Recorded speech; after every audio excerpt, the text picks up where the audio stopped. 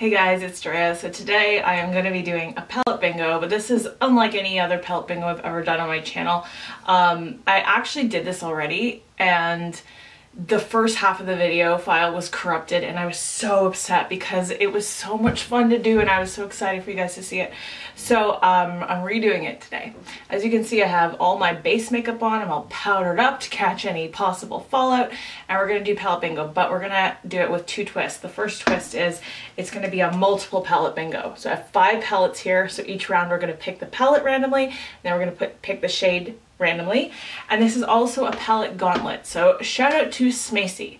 If you've never seen Smacy's channel, go watch it. She's really fun and amazing and talented, and she did this thing called palette gauntlet, which basically it's the same as palette bingo, except you're not allowed to choose your next color until you pick your first color and apply it, and you're not allowed to go back and rearrange anything. So if I pick one color, I have to put it wherever I want it to go, and then I have to pick my next color. So it could end up being really crazy. You never know. I just think it's a lot of fun. Such a creative, wonderful idea. So we're going to be doing a multiple palette bingo gauntlet today. I also have some glitters to pick from, and I also have 4 highlighter palettes which have multiple highlighters in them to pick from. So this is like the ultimate in random makeup, and I'm super excited to jump into it. So let's just do that. So I've got random.org up on my phone. I've got the 5 palettes, so we're gonna do, you know, 1, 2, 3, 4, 5. If you're wondering what palettes they are, we have the Academy of Color 9-shade Mulberry palette, the Weekend Festival from BH Cosmetics, the My Little Pony from ColourPop, Natasha Denona Lila palette, and the Sephora Pro Editorial palette. So this is going to be 1 through 5, and then I will pick the shade. So let's pick the palette first.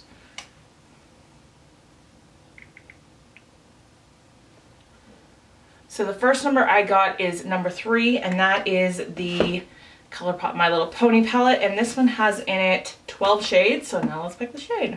And that's number 10. So that would be 1, 2, 3, 4. It's this silver. All right.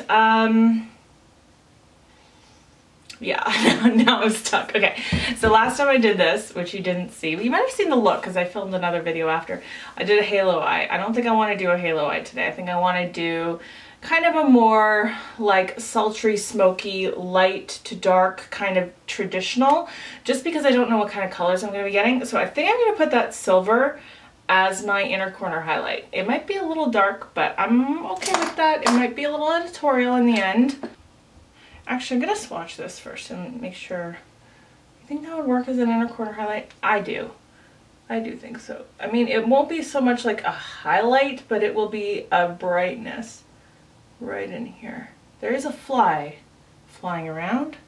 So if you see our little friend, Mr. Buzzy, in the video, I'm not going to kill him unless he starts really bothering me.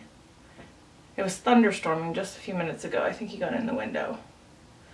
Alright, I think that's okay for a start. Actually, let me zoom you in.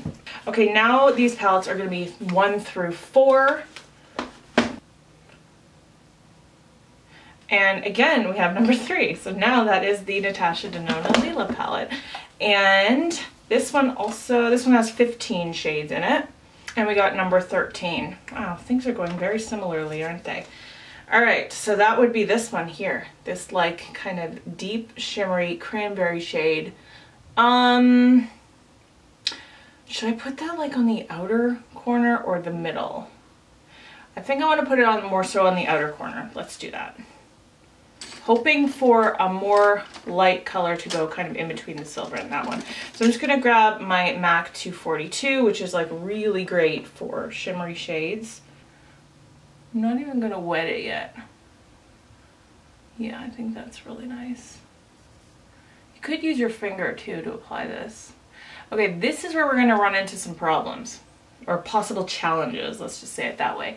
Because with the gauntlet, like, you can't go back in and reapply these colors. So if I don't place this right the first time, it could end up looking like a big old mess. So if I want this to end up being really smoky and kind of winged out, I have to really hope for a matte shade where I can do that with it. or I could kind of wing it out now, but I don't really want to do that because of its very metallic nature. But I am bringing it kind of more high up into the crease and hoping later I'll get a color to kind of blend it out with. But that's probably more the placement I want it to be.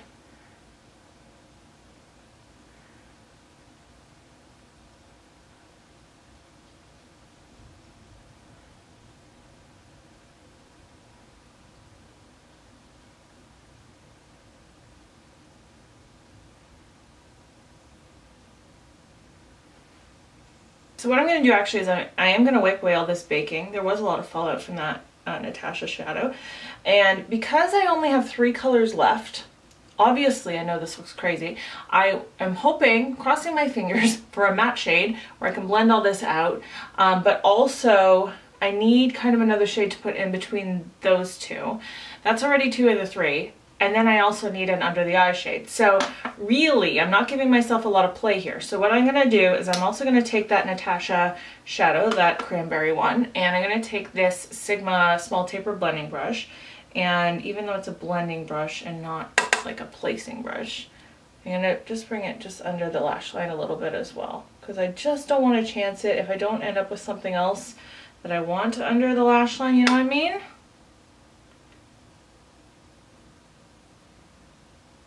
Alright, so now this is 1, 2, and 3. I've got number 1, so that is this mulberry palette. I'm hoping, cross your fingers for me please, that I get a nice matte shade out of this. Okay, this one has 9 shades in it. So we'll do 1 and then through 9 here. And we got number 7. Well, I was getting like the second to last color. But yeah, this is actually good. So here, right here. This shade is, it's called Pink Fizz. It's not really matte. It's more of a satin, but it's almost like it could pass as a matte. And I think it'll be good enough to pass as a matte through my crease. So that's what we're gonna do. I'm excited. It would be nice if I could get a lighter matte transition as well, but we might not be able to have it all. But at least that's able to blend out. I don't want to touch down more on the lid because then I'm going to lose that metallicness of it. And that's kind of what's happening, is as soon as I start blending out up here, it's really taking away any of that metallic nature of the Natasha shadow and just blending it out. So I don't want to do that with what's on my lid. So because I can't reapply this after, I'm taking some, I'm tapping it off on my hand, and then I'm also going to bring it down into the crease in here just very lightly because I don't know what I'm going to be putting here, but I do want a little bit of something there just to like as a blending color. Yes, still aware that this looks absolutely insane, but that's what this is all about. Okay, so we have 2 palettes left. I'm just so hoping for something to connect those two. So let's see what we get. Okay, number 2, so that's the Sephora Pro Editorial palette. And then this one here has lots of shades in it. Number 22, 14, 15, 16, 17, 18, 19, 20, 21. 22 is this shade right here. And I think that's pretty good for what we need for something to connect those two. This shade though, it's very chunky glitter, like very chunky. So what I need to do is use some glitter glue and then apply it on top. And I'm going to do one eye at a time because the glitter glue does dry pretty quickly. I don't want it to dry before I can get shadow on it, but you want to place it exactly where you want that shadow to go. So I'm going to take it just over that line with that burgundy shadow because I want it to be able to blend a little bit. And then I'm going to take a 242 from MAC. And as soon as I put that on top of the glitter glue, it should stick pretty well.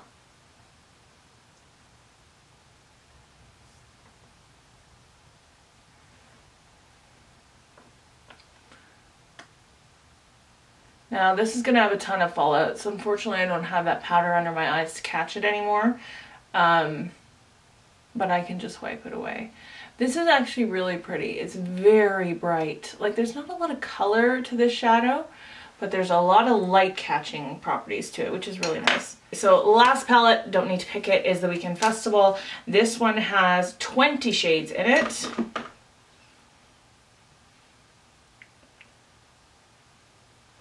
And we got number 7. So that's this pink right here, the most vibrant shade, arguably, in this whole palette. I think I'm gonna stick that to the lower lash line. Now I do have liners to pick from as well, and I think we might get something going on the lower lash line too with one of those, depending. This brings me back to a memory. I remember when I was probably 14, seeing in some kind of Vogue or fashion magazine or something, these models who had like, their eyes were just rimmed in this like pink eyeshadow where they just looked so like half dead, and I remember thinking it was like the coolest thing, that I really wanted to replicate it. And so my mom had this burgundy eyeshadow, and I swear I probably spent 20 minutes just adding more and more and more. Like, it was all around my entire eyes, and I remember my dad just looking at me going, you cannot wear that out of the house. Like, that is crazy. What is wrong with you? But to me, like, I kept adding it and it never seemed to be enough, so I kept adding more and more. Like 20 minutes later, just putting on burgundy eyeshadow all around my eyes. So I want to kind of keep these in order. These are different liners, different colored or glitter liners, and I'll do 1 through 5.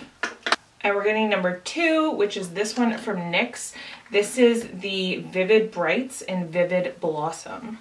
Now this is purple, and everything else on my eye is very like red burgundy.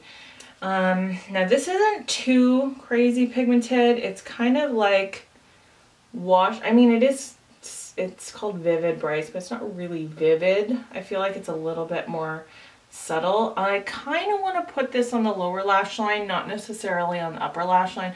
I don't know, I just don't think it'll look good on the upper lash line. I think I'm gonna line my eye up here in black. I'm not gonna wing it, I'm just gonna do liner across, and then we're gonna put this underneath the lash line. Alright, well I put on the first eyelash and then I went to take the second one off, and this happened. It's only the second time I've used these.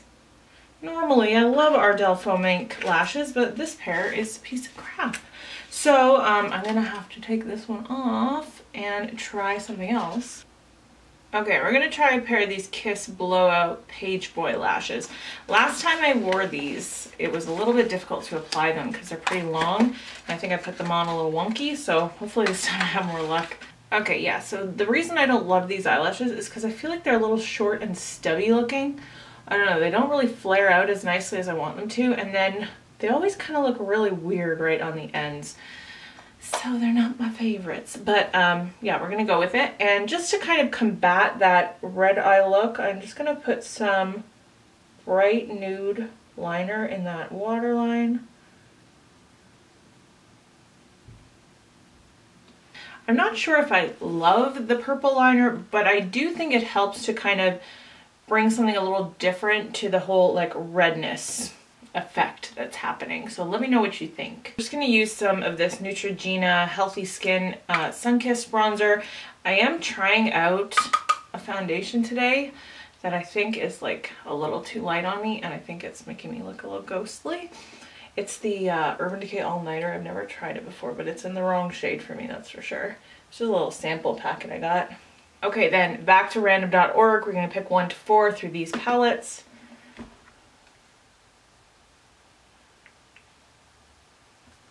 And I got number 4, which is the Becca and Jaclyn Hill palette. I hardly ever use this anymore.